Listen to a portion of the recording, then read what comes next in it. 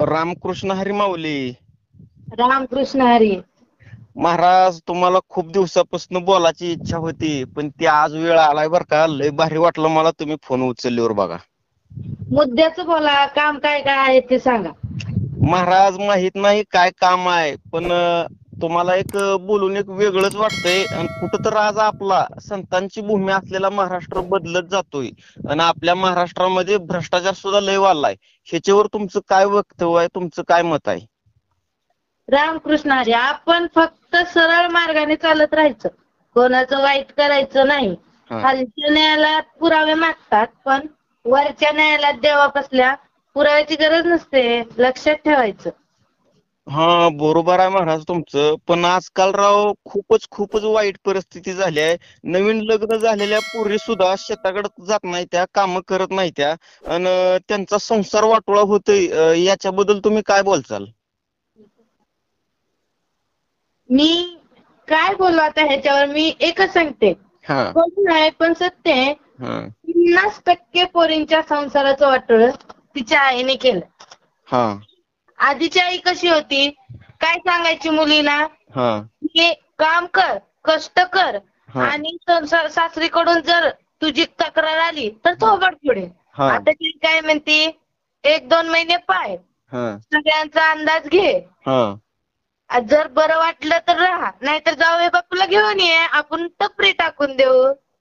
इकडे त्यांच्या माहेरी का नाही? हा, नाही राव महाराज, हे तुमचं वक्तव्य एकदम बरोबर आहे बर का. म्हणजे बघा ना, पहिल्या आई ज्या आहेत ती कष्ट करायला सांगत होत्या लेकीला, मुलीला त्यांच्या. पण आताच्या आया असं न करता मुलीला काम पण सांगत नाही त्या, आणि जरा पण सासरी थोडी पण तक्रार झाली तर माहेरी असं बोलवून घेते त्या कॉलवर वगैरे. मी त्या सुनांना काय सांगेल, मी त्या सुनांना एकच सांगेल, हा तुला सासू सासऱ्याला बोलण्याचा काही एक अधिकार नाहीये. हा हा कारण तू एवढं कशावरून बोलतेस, तू काय आणलंस तुझ्या बापाच्या घरून, काय आणलंस? येताना एक तांबे घेऊन आलीस, त्यातले निम्मे तर कुच्चे पडलेलेच होते, झाले बुकना.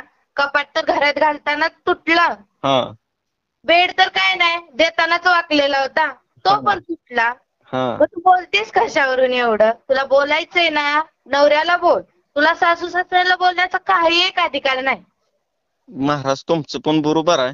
पण आजकालच्या मुलीवाला सासरवास काय आहे ही माहितीच नाही बरं का. याच्यावर तुम्ही काय बोलचाल? हे पण बरोबर आहे, त्यांना सासू सुनेचा जाच अजिबात माहित नाही. आजकाल काय व्हायलंय, सून सासूला जाच करायला लागले. या काळात असं चालू झालंय. ही बरोबर आहे की राव.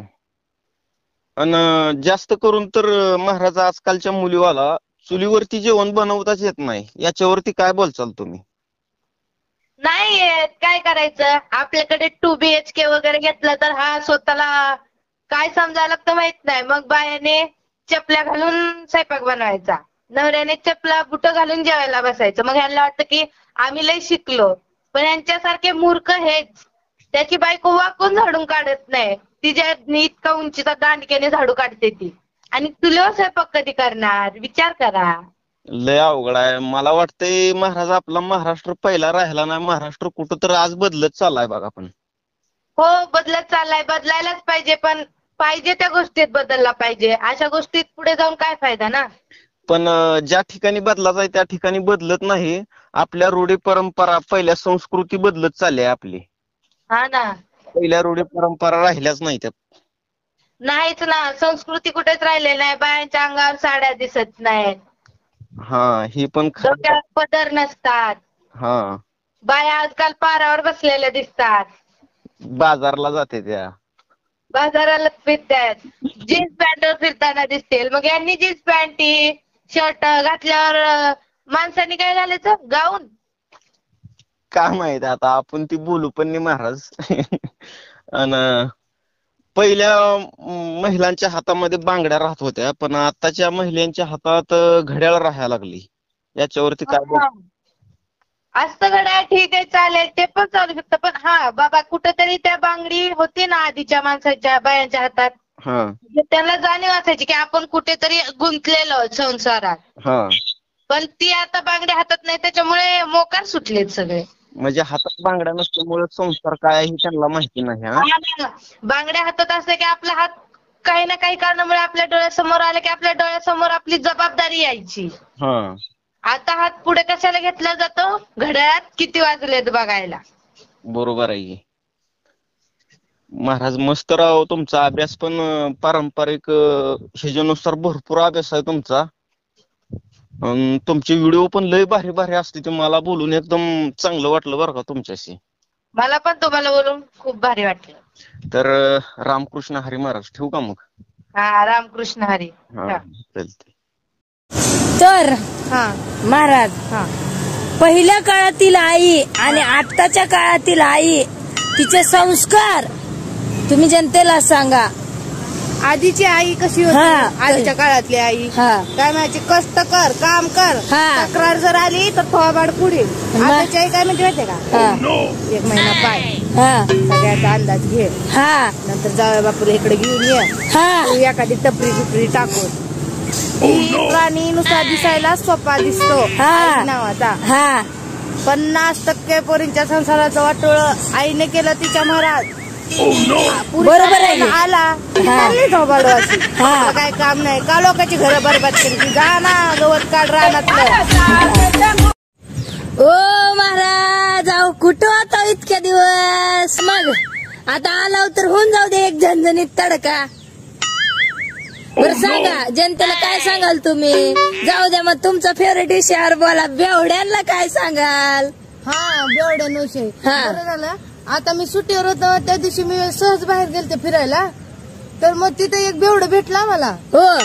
आता फुल पेन मला गपचिप जावं ना त्यानं. गावात आहे बेवडं गपचिप कसं जाईल बरं? ते पण आहे. मला काय म्हणते हा. महाराज, हा. प्रश्न विचार. विचारा. म्हणलं विचार बाबा. हा. दुनिया तुझ्या बापाची आहे, तुला नाही म्हणून मला काय राहायचं नाही का? बरोबर जाईल. मग ते पृथ्वी कशावर आहे? हा. ह्याला नीट उभा राहिलाय. विचारते पृथ्वी कशा? हा. मी म्हणलं शेषनागावर. हा. शेषनागाच्या फण्यावर पृथ्वी, कारण आम्ही शाळेत असताना एक वाक्य होतं, हा. शेषनागाच्या फण्यावर पृथ्वी डोले. हा. मग म्हणून मी म्हणलं बाबा, नागाच्या फण्यावर पृथ्वी आहे. हो हो, बरोबरच की. मग बेवडे प्रश्न काय विचारतात? कसले नाग. प्रश्न विचारतात? मग शेषनाग कुठं? हा. मी म्हणलं शेषनाग शंकराच्या गळ्यात आहे. हो. मग ते शंकर कुठं आहे? मी म्हणलं शंकर नंदीवर आहे. हा. मला नंदी कुठं आहे? मी म्हणलं कैलासावर आहे. हा, बरंच की. परत तेवढं बी करून का बसावं, तर कैलास कुठं आहे? हा. मी म्हणलं तुझ्या बापाच्या भिंतीवर आहे.